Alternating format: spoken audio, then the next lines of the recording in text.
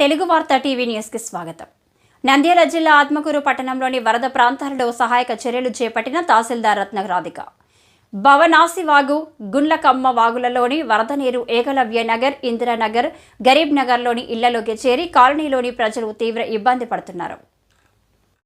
ఆత్మకూరు తహసీల్దార్ రత్నరాధిక తక్షణమే స్పందించి భవనాసి, గుండ్లకమ్మ వాగులను సందర్శించి వరద ఉధృతిని తెలుసుకుని తక్షణమే సహాయక చర్యలు చేపట్టారు.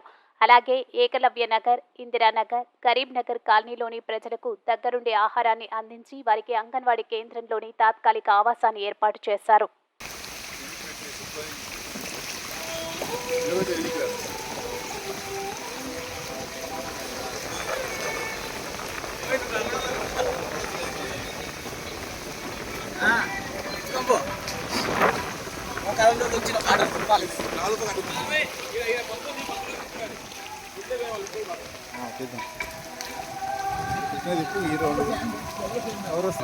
మా బండ్లు కదా పేర్లు కనబడుతుంది.